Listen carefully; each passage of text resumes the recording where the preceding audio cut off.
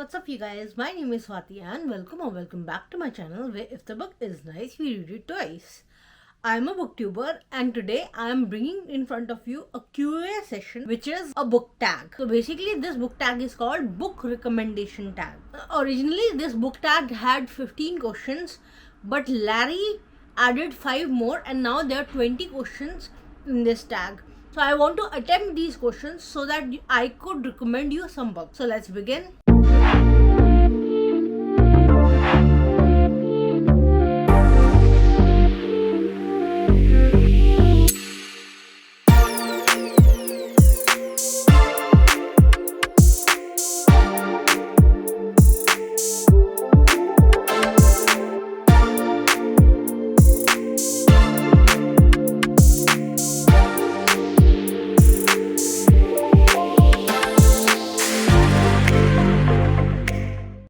I will recommend these books with a caveat, which is these books might have some trigger warnings. So before going into those, please check them online so that you don't come across anything that triggers your mental health. So let's begin. The first question: a book that you tell people is your favorite, for which I have selected Ayn Rand Fountainhead.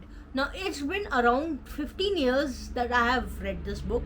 Still, I remember the feeling it gave me, and that's why I generally, when people ask me what's your favorite book, I generally say Ayn Rand's Fountainhead is my favorite book, but a reread is long overdue.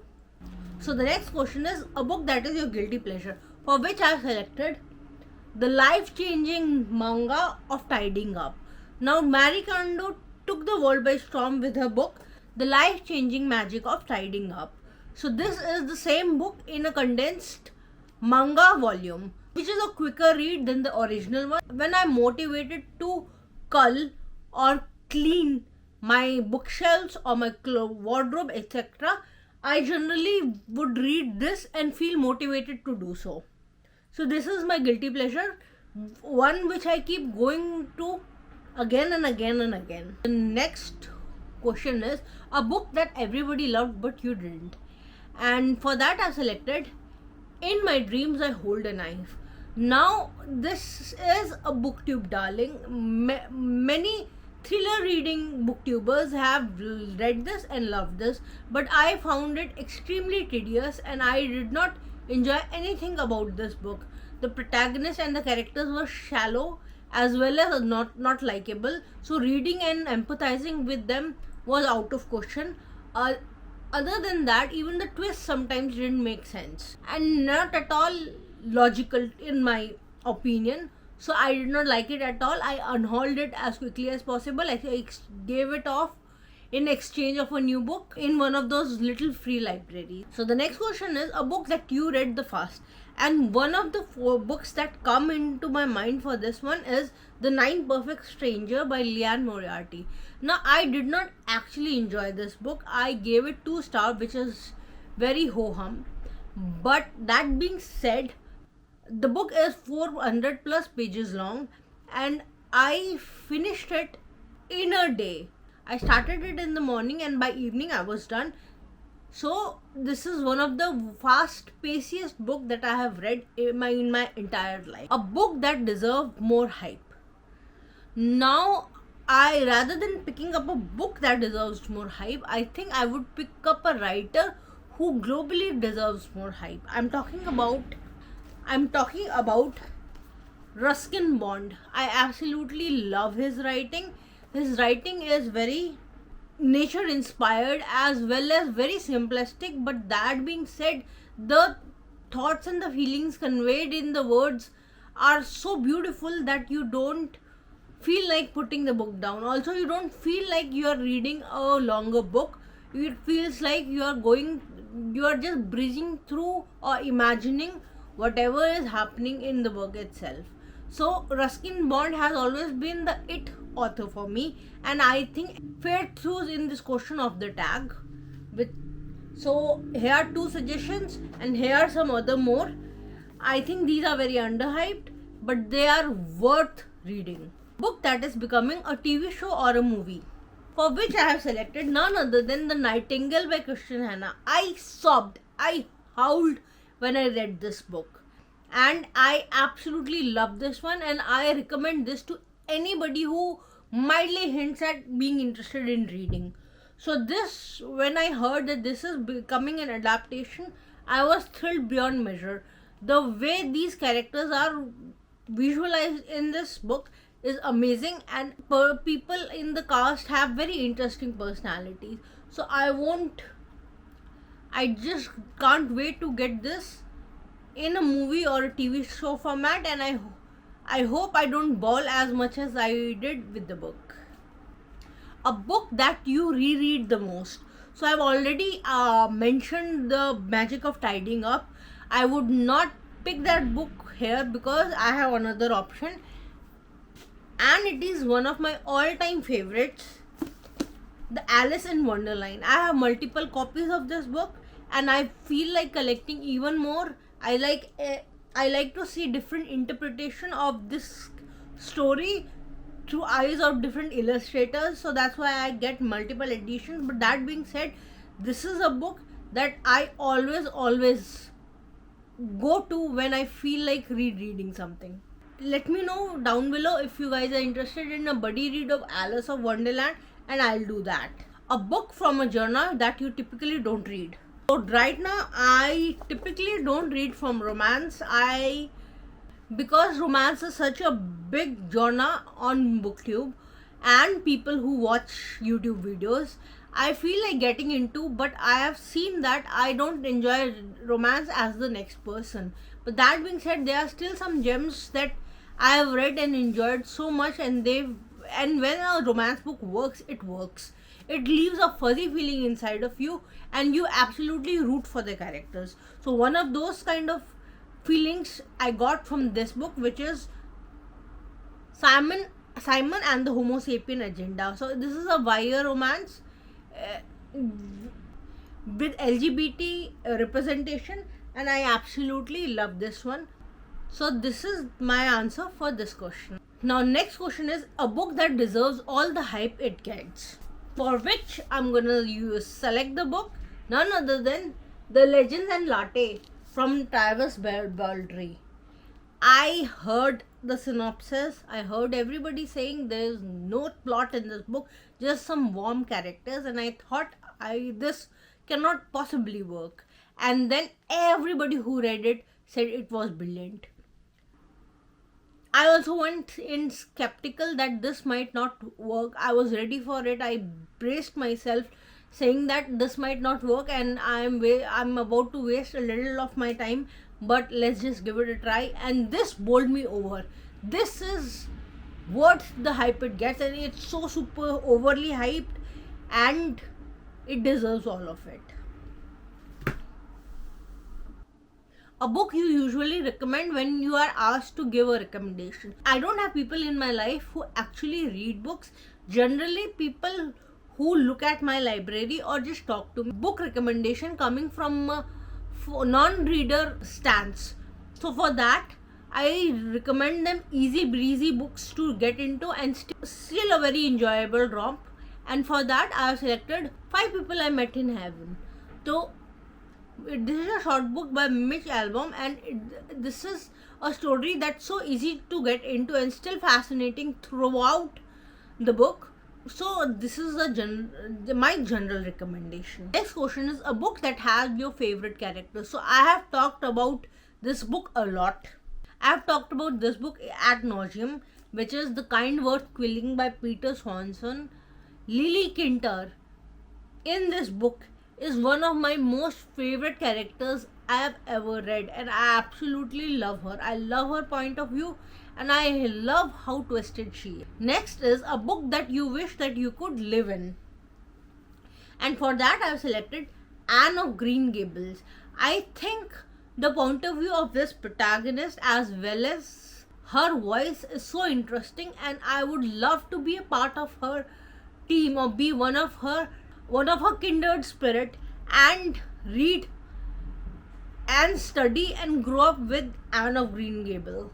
A book that you thought you would hate but ended up loving. The book that I thought I would hate but ended up loving was Elevation by Stephen King. I am a Stephen King stan. I have read few of his books, not all his oeuvre by any means, but the amount of book that I have read, I've enjoyed them all. And this is one of those book that was filed in horror genre, and most of the people who read it said it's not horror, and they kind of didn't like it.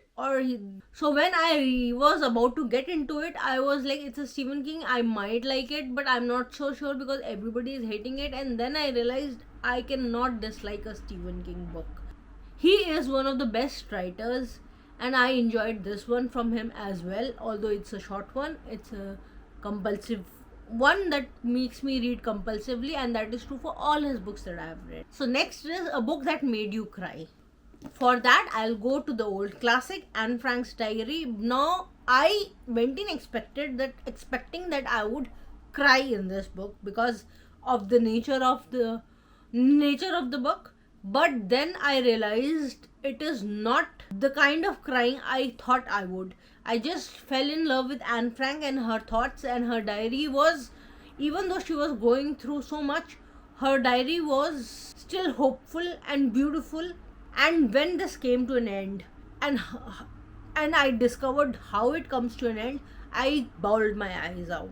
So this is something that I did not went in expecting that I would cry, realized that this is not making me cry, this is warming up my heart, and then eventually end up crying. So this I always remember when somebody says, did you ever cry with a book while reading a book? And this always crops up in my mind, so that's why I'm recommending this one to you. So the next one is a book you wish you could read for the first time.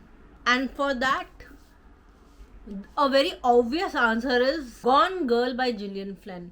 So this book changed the trajectory of a lot of readers. People who were not into mysteries or thrillers got into it and then got into reading thrillers regularly. I was also one of them. I got into it, and the enthusiasm that I built for reading thrillers come from this one. So I would love reread this book at some point of time when I have almost forgotten what's inside it, and then enjoy it all over again. This is one that I wish I could read again. A book that can cure a reading slump. I think this is not just a book. I would link a whole recommendation video about reading in a reading slump. But that being said, right now off of my head, a good book for reading slump is one of the fastest paced book I've ever read, and that is the one by John Marks. Don't go by the adaptation. I recently had a watch and it is horrible, but the book itself is amazing. It is something that you won't be able to put down, and the chapters are small and crisp, so that you're not reading non-stop, and it is just the perfect book for beating a reading slump. Next question is a book you think everybody needs to read. I have a lot of non-fiction recommendations for it. A book that you must read to be patient, to be healthy, to be anti-racist, to be a good ally, and there are so many books that can fit perfectly that will fit perfectly for this prompt, but I have chosen one that I have already mentioned in the video, and that is The Life-Changing Magic of Tidying by Marie Kondo.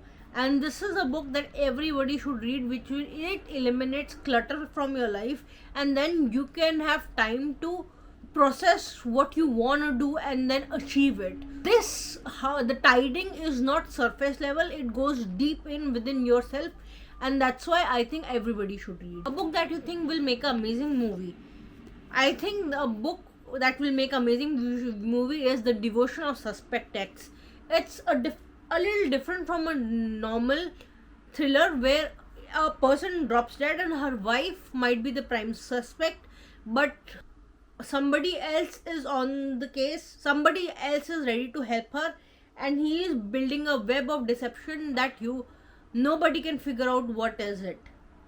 So The Devotion of Suspect X is the perfect book for a movie according to me, and I hope it becomes a movie in future. A book you wish everybody would give a shot, even if it is out of their comfort zone, for which I have selected Stephen King's Carrie. Now this is a bind up, and that is true. I can pick any of his book, but horror is not everybody's alley. So I would suggest that I would suggest a Stephen King book, and especially Carrie, where he started his career. So it was his first one. And a story on paper, written on paper, cannot scare you. You will think again. If you think you're not into horror books, you will think again. I think who might not even like this genre should give it a try. So next question is, name a book that you will never forget. I will name two books that I'll never forget. First is The Call of the Wild. I'm an animal lover, and I love dogs as well. So Call of the Wild was my entry into reading novels when I was a wee little kid, and that's why I think I'll never forget it. The second book that I'll never ever forget is Matilda, because I discovered Roald Dahl very later in my life. I wish that I had read his books at the right age. But that being said, Matilda has always been in my heart, and I absolutely love it. So these are all the questions that were on this tag today, and I hope you found this video enjoyable. Please like and subscribe if you like what I do over here. I really appreciate everybody who is watching my videos, and I want to say a thanks to everyone who gives me a reason to get up and make these videos. So thank you, people. I really appreciate you. And that is all for today. I'll see you in another video soon. Bye bye.